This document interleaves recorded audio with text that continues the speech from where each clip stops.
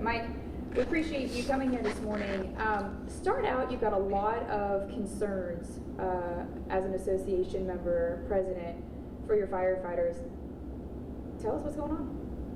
So we do indeed have a lot of concerns. We took the last year and met with fire administration after making an agreement with the city administrator's office and the fire chief. We agreed that we'd focus on fair and consistent and making progress.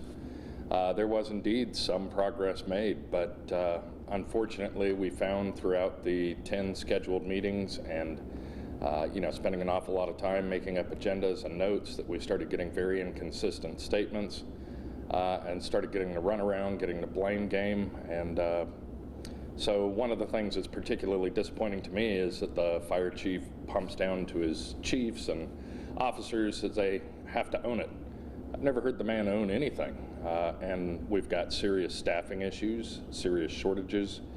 He's not on top of it. He's not taking care of it. Their own internal documents that we recovered that cover maintenance show that they're not even covering what they find themselves to be a problem, let alone any of the stuff that we're bringing to them. We took the last year to offer assistance in any and every way that we possibly could.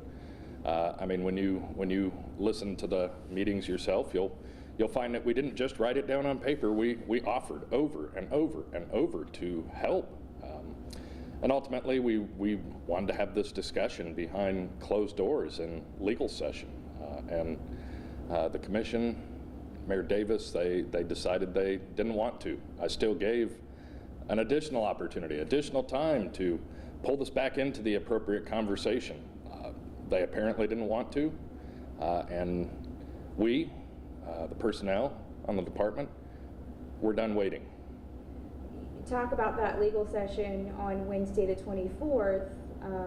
You were on the agenda, am I right? Yes, ma'am. To speak and tell us who that would be with, and how did you know you were on the agenda? Did this come from the city that said, Mike, you're going to be up to speak and you can present your case? Absolutely. So Commissioner Garrett was the person who initially put it on the agenda. I sent some information linked to some documents. It's lengthy. It's 700-800 pages. Honestly, I didn't even bother counting the finished product, and there's a lot more information, but that's kind of what made the cut for legal session for that brief presentation. The head attorney for the county got back and said, hey, this needs to go into personnel. But to do that, essentially, I need names of personnel that this is connected to. I provided them the name of the fire chief, Christopher E. James, the name of the assistant chief, Shaw Williams, the lawyer involved, Jody Smitherman, and the captain over logistics, Harmon Brown. Those names ended up going on the agenda, which, clearly lead counsel for the city felt that this fit well within the Georgia Open Records requests as legal session personnel. So I was sent a link to my county email, which I find incredibly inappropriate. Essentially, one of the games that the county has tried to play over and over is, we're not going to treat you as we have received endorsements from you in the past, or like we have negotiated with you in the past. We're going to try and pull you back into being an employee, which has been one of their tactics, one of their games. Fine, whatever. The U.S. Constitution protects me. It protects the association members. They can play their games. It's not going to get anywhere. So they send this link to my employee account. I use this link to get into the meeting, and I'm sitting there for over an hour waiting to essentially present. And apparently, this thing kind of started to unravel. People started to get upset with each other. I do find it particularly funny, though, that nobody actually mentioned my name. They just kind of started fighting with each other. And then I'm told that Mayor Davis said that the city doesn't recognize the Firefighters Association. And as you'll find if you take a look back through history, he obviously recognized us when we endorsed him, and it was me standing there. And so then there was an attempt for me to simply present as an employee. I'm not afraid of these people. I'm not afraid of their retaliation, whatever you want to call it. And then he said that if it's I'm presenting, that it has to go to the personnel board. I'm still the same guy that came there as an employee and gave a presentation, fought for an increase on the pension for all employees, and they saw just fine to see me, hear me then. So really I see the whole thing as a game. I think unfortunately they made a very bad decision in this game. Talk to me about some of your specific concerns. I want to start with the Jody Smitherman situation.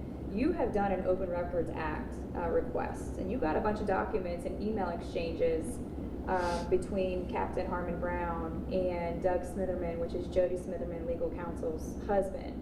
And in their public procurement, ethics in public procurement, it clearly states it's unethical to transact any business or participate directly or indirectly in a procurement contract when the employee or public official knows that there's an immediate family member even. And in a case like this, that is the situation. Take us back to 2018 when this began and what you're seeing here. So in 2018, we had a series of letters that went out under then President Charlie Coleman. We had a series of grievances. We still have those same problems. They haven't been resolved. But coming into a new presidency, one of the things that I found is that the fire chief is telling me over and over that he doesn't know, and if he knew, he'd fix this, and deferring blame to other people. And so I can understand that. If you don't know about something, I understand that you can't fix it. I personally found it to be a little bit ridiculous that as a department head, he apparently doesn't know what his direct reports are doing. But on good faith, I decided that, okay, we need to engage in a dialogue. We need to bring these directly to you and see if these things can be solved. And as an association, we really, really hoped for the best. We hoped that we were dead wrong, that maybe he just didn't know that we could back our chief, we could support our chief and say, hey, he's a great guy that's just been misunderstood here and looking for the best for the department and the citizens. Unfortunately, that's not at all what we found. So going through these meetings, started being told information that really wasn't making any sense. It didn't jive with what we were being told or what we were seeing ourselves or experiencing. So it was time to essentially trust but verify. And that's what I ended up telling him, and you yourself can listen to that meeting, and there was no malicious anything there, but if you tell me you did A, and it really doesn't make a lot of sense, I'm going to request those documents and make sure that, yes, you really did do A as part of me doing my diligence. And when we requested those documents, to me personally, there's no reason to hide if you're telling the truth. And it became readily apparent that the city, the department, had something to hide. I ended up having to go. I was going to say, so you are saying they knew that this bid should have never been placed by Doug Smitherman. Absolutely. And they wrote off on it, and they allowed it. And when that was brought to their attention, what was their response to that?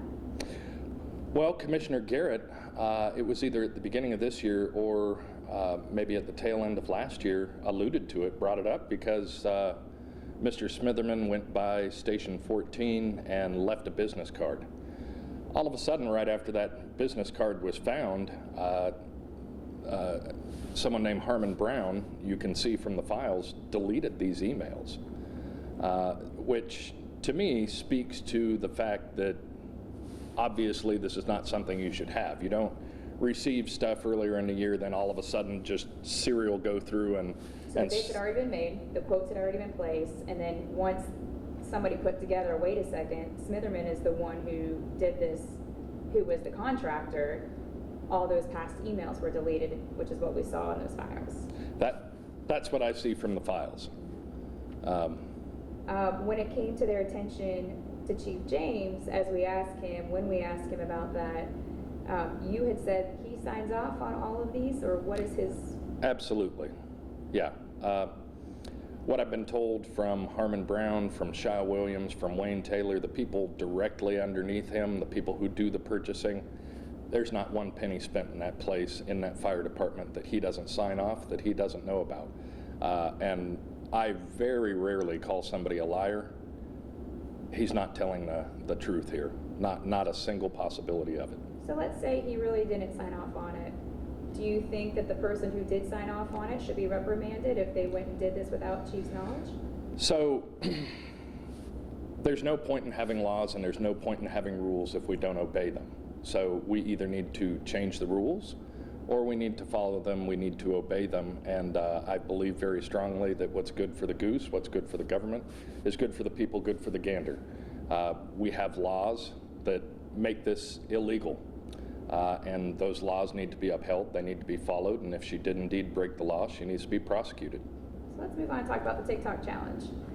We're in a world of social media right now. Absolutely. And this is something that has been brought to our attention by multiple people, not just yourself. We've seen the video. We've seen the code of ethics. There have been some portions highlighted to bring to our attention what looks as though, in your opinion and in many people's opinion, that was violated. What's your take on this TikTok challenge video that's been circulating, and why do you think that nobody has been reprimanded for that if this is in violation of code of ethics? So I can only speculate, and speculating is dangerous when I don't have necessarily evidence to prove fully why that wasn't. And I don't enjoy bringing this kind of information forward. It's sad. But here's the problem.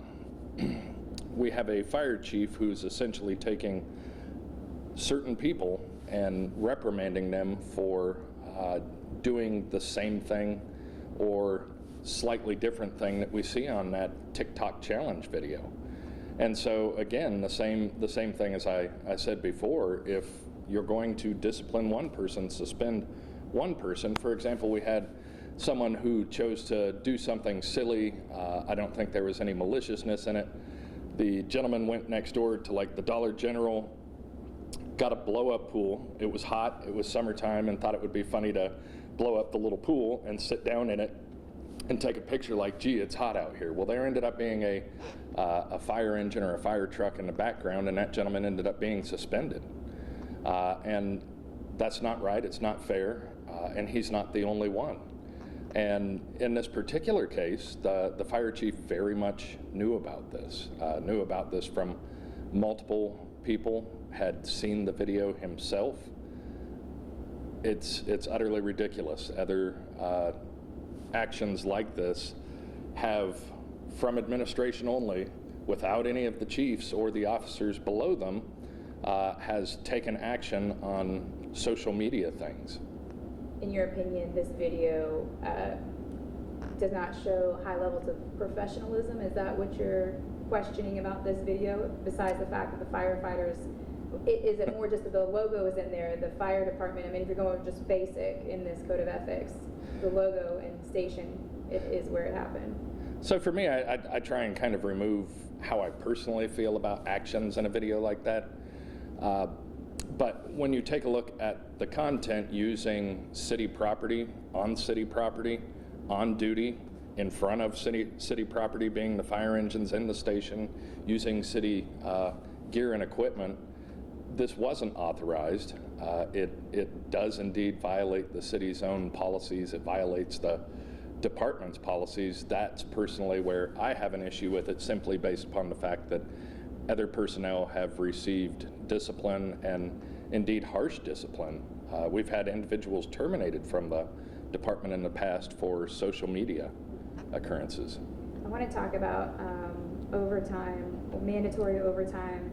You know, when the city started taking on the ambulance service, one of the things in the agenda talked about a discussion that you all had with the chief that said, you know, we're low on staff and the mandatory overtime just can't happen because these guys and women are being run into the ground already. So yeah. The question of safety of patient care. And one of them, it said that he was going to offer up volunteer overtime, and he said that the numbers actually increased of people who wanted to have overtime. From that point on, what have you seen? Well, we did indeed do every single bit of what you say, and I tried my best to lead, and indeed when we'd have staffing shortages, I'd put information out, I'd call, I'd solicit people to come in. Like I said before, we very much wanted to be a part of the solution and not part of the problem. Unfortunately, we've just seen massive inconsistencies, and we've seen the staffing shortage get worse. And right now, over the last few years, as far as just resignations, not retirements, resignations, the number has been steadily climbing. And right now we're on track to, unfortunately, have a record year for resignations, and that's a problem.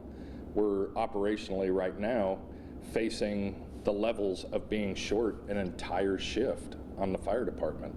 How do you fix that? What if Chief says, hey, at this point, you're responsible for people who are resigning, maybe they've got a reason that they've got to leave? I'd love for him to prove that, and you know how he could prove that? By actually producing exit interviews, which he's done none.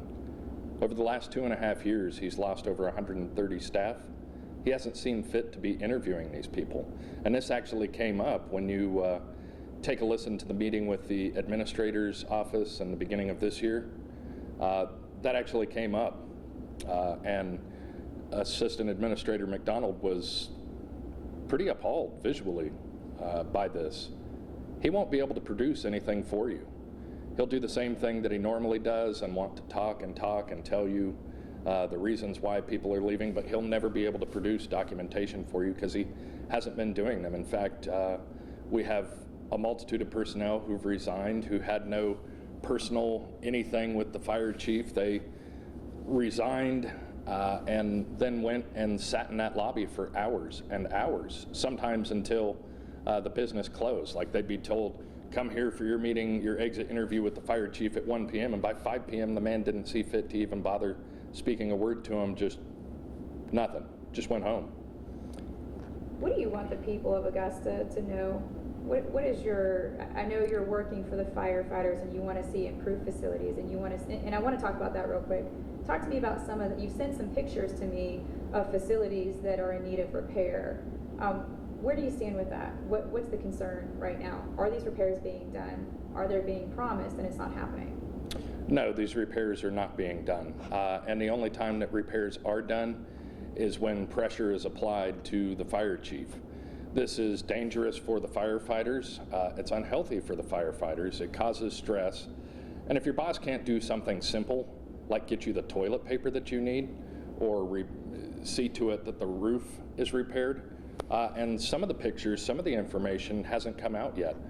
Some of our firefighters have been dealing with situations where they have water coming through the roof onto live electrical, and fire administration's failed to do anything about it. And it's only after things like this that all of a sudden there's something done about it. It's ridiculous, it's dangerous, it's wasteful for the taxpayers' money, and it's poor usage at best of the gift that the taxpayers give to the people that they trust in these positions that are supposed to be using this to the best of their ability. When you ask them why the repairs aren't being done, after leaving a meeting asking for the repairs to be done, what's their response? And by them, I mean the chief. I didn't know about this, is one of them. We passed this on to Central Services, and they just haven't taken care of it, which is one of the things that I found to be the most ridiculous, because I've personally reported things to Central Services, and that very day I've had people out there to fix it. So that was another reason why we pulled the information, and the issues that I was told that Central Services was referred to, there were no emails exchanged, and there were no work orders from Central Services. I found it to be inconsistent at best with what I was being told. It simply wasn't being done. We'd be told something, given the runaround, it wouldn't happen. And on multiple occasions, you'll hear on the recordings, we're told very directly that this was repaired, as if we're too stupid to call the people at the fire station and make sure, or go by to see if it was repaired, and it just wasn't. So if you could talk to the chief right now, face to face, what would you say? I unfortunately don't have any questions for him anymore. I was very optimistic, really wanted this to work. Unfortunately, he knows that I wanted this to come out in private. I wanted him to have the ability to retire in a nice way and leave the city, leave the fire department, give the fire department the opportunity that it must have to recover and to move forward in the future, serving the citizens and the department members in a way that's consistent with the kind of way that I think we'd all want an organization to run. He unfortunately chose not to. I don't know why. The whole thing doesn't make a lot of sense to me, especially when you consider all of this stuff could have been discussed and dealt with in private, and people evidently chose expressly not to. So I would say, essentially, you leave, it stops. I have no interest in causing anybody harm, the department harm. That's not what this is about. This is about the fact that the department needs change and the city needs that change within that department. We need to recover, we need to move on, we need to be productive, and that's not going to happen with him here. What's the morale of the firefighters?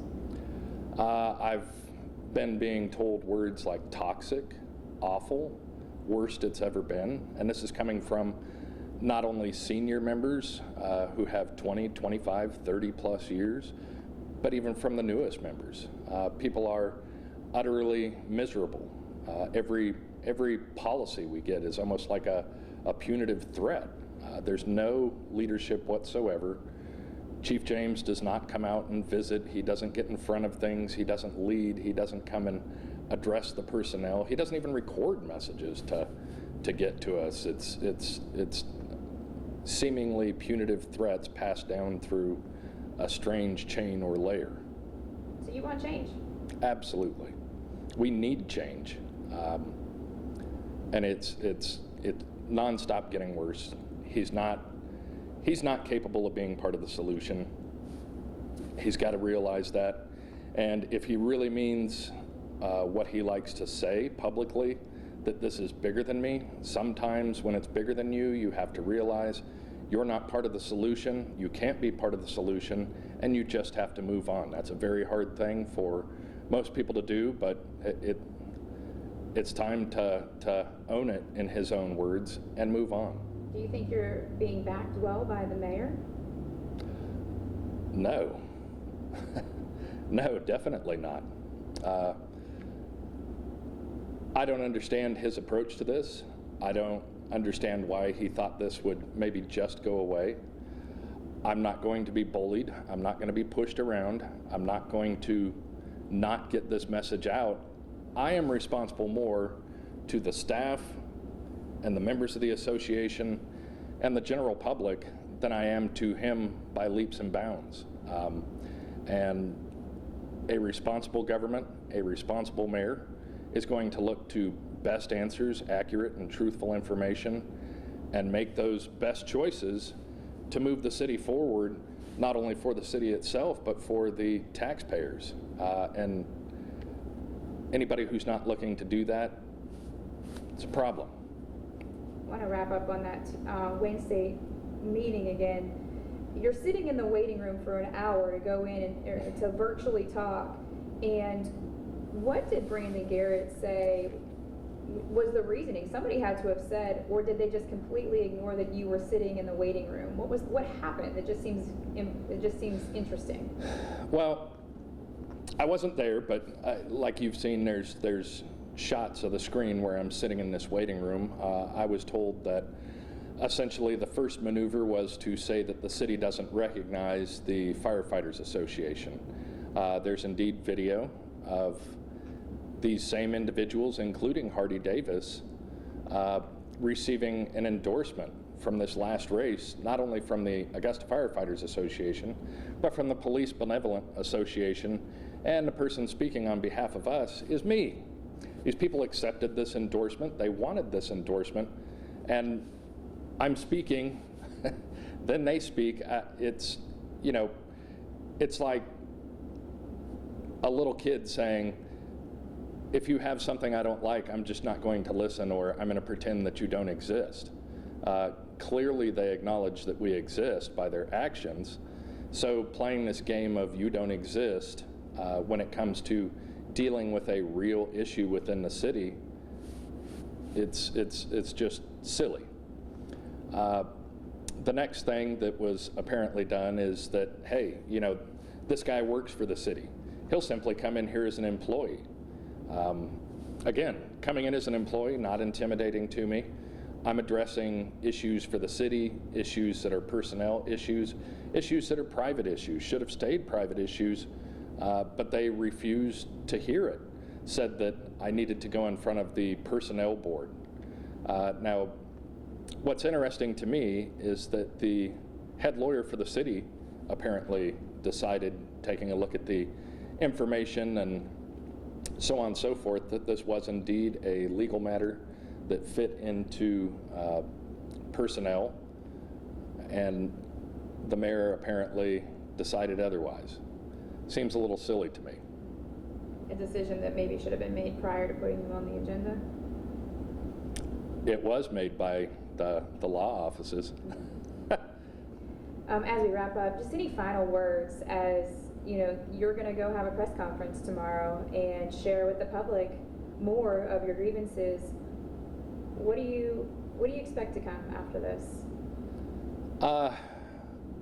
I can't say what other people will do, but I can tell you that essentially I'm coming forward because of the desires of the membership and even people who aren't members of the association but members on the department. Like I said, and I mean this legitimately, the multitude of individuals on the department are calling the atmosphere toxic, terrible, worst it's ever been, and quite frankly it's only going to get worse.